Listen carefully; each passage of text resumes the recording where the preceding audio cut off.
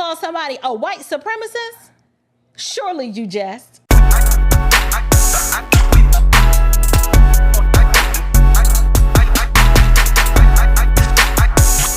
You cannot be serious. Roland Martin. You always try to come for the Negroes, the Black Americans who are actually doing something productive, trying to make a difference with measurable, actionable results, because you aren't talented enough to do anything other than to sit on YouTube, run your mouth, and then hide like a little girl when a man rolls up on you and steps to you and approaches you to have a conversation about ideas. And so speaking of grown men approaching you, you were approached by a highly respected man. Patrick Bet-David reached out to your people. Don't act like you ain't know. Don't act like you ain't get the message. Patrick reached out to debate ideas of merit and substance with Vince Everett Ellison, and neither you or your people has yet to respond. But yet, several days after that message was sent, you go digging through the Twitter files to a tweet that dates back to February. I don't know. Is it you who dropped the ball? Your people dropped the ball? I don't know. No one has yet to get back to him. But I find it funny that a few days after Patrick reaches out to you, you managed to find the time to post this tweet. This ain't the tweet. This is the tweet. That one right there. That's just amazing to me. I don't know. Maybe it's a coincidence. It's just incredible how that happens. What this tells me, it tells me that you know who Vince Ellison is. And you know exactly how to get in touch with him, yet you resorted to keyboard thuggery. That's what you chose to do instead. Because you know, and I know, that Vince would mop the floor with you and have you over rocking in the corner, holding yourself, crying like somebody stole your bike. You know it and I know it. Why didn't you have the big mama who was protecting you from Jamal Green reply to the invite, Roland? This is not conjecture. These are statements of fact, not opinion. Patrick Bet-David has reached out to Roland Martin requesting a debate between him as well as Van Jones and Charlamagne tha God. Surprisingly, the only one so far to respond has actually been Charlamagne. And at least Charlamagne was honest and said he don't want no smoke. Okay, he was like, listen, I don't even like Charlamagne. But at least I can respect the fact that he's like, those ain't the kind of problems I want. I'm good. I'm going to pass. And I would argue even Van Jones, y'all know, he like doing his crying anyway, but at least he kept his mouth shut. Because see, Van already got checked by Vivek Ramaswamy at the DNC for talking reckless about Vivek. And so Vivek confronted Van Jones at the DNC, man to man, eye to eye, not aggressively, not implying any sort of violence, but he said what needed to be said to Van Jones, and Van Jones apologized.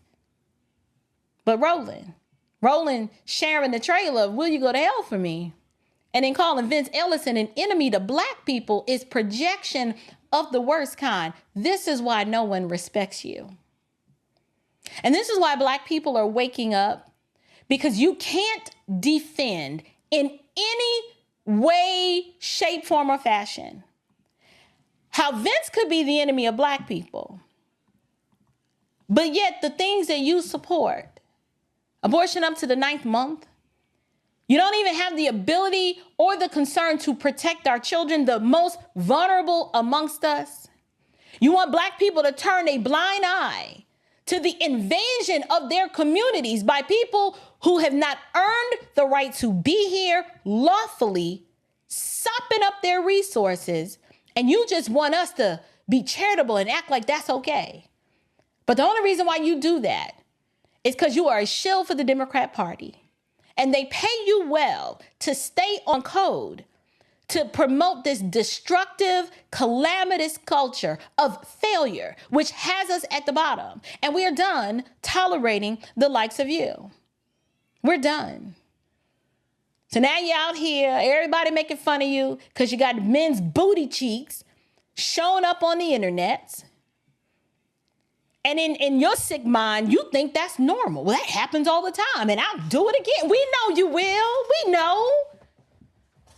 But y'all, masculine men don't explain away or try to excuse that or minimize that unless that's who they are or that's what they're into.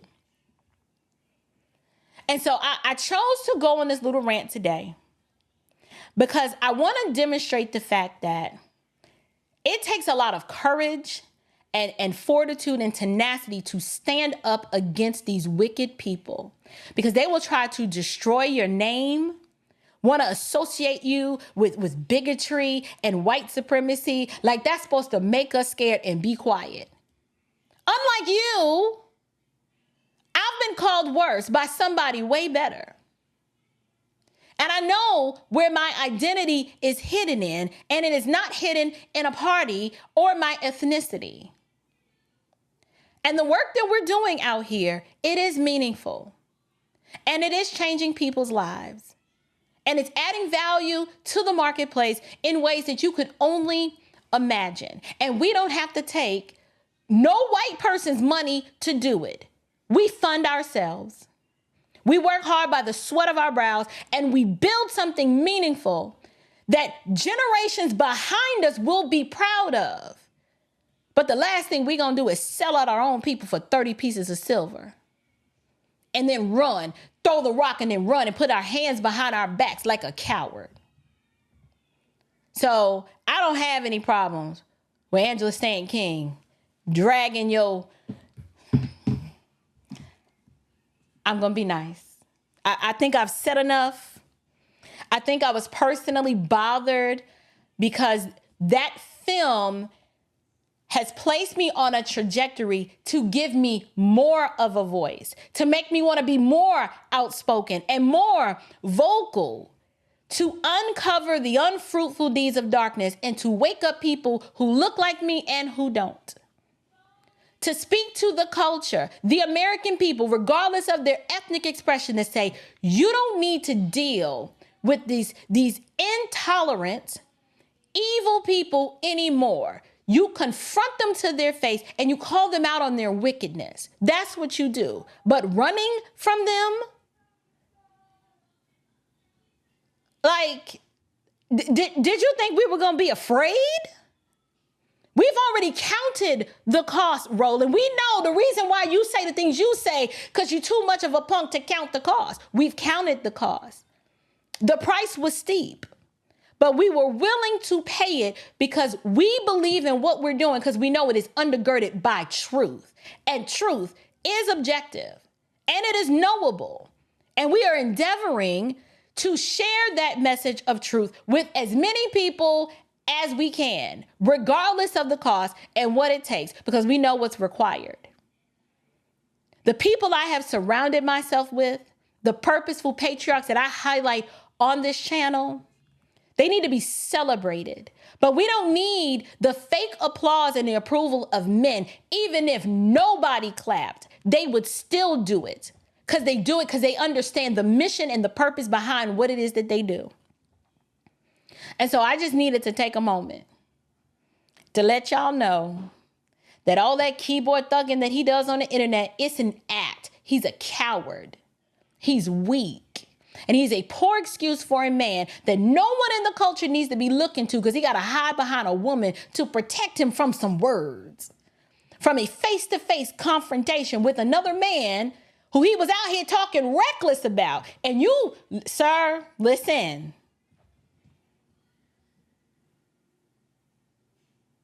I was real nice in this one. I was real nice. I mean, y'all think I went easy. I don't think I went too hard. I didn't go ham like I can. I went nice today.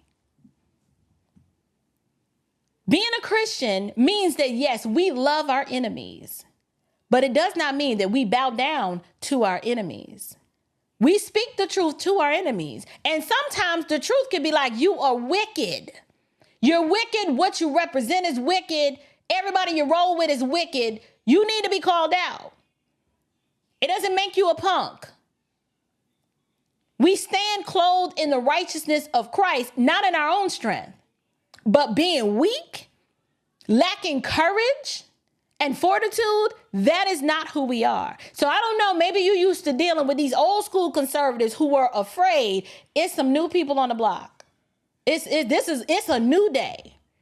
And we are making change and making waves, so much so that you went digging through the crates to post a tweet from February. And we're so grateful for that.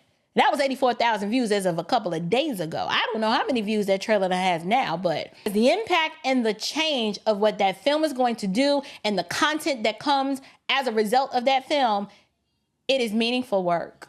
And it is work that I stand behind. So I've said my piece, Rolanda. The ball is in your court. You can debate ideas, or you can go on Twitter like the effeminate man that you are and continue the Twitter beef. But unless you're going to come to the table and say, let's debate the ideas in a neutral setting, you might want to refrain from doing this because this is not a good look for you.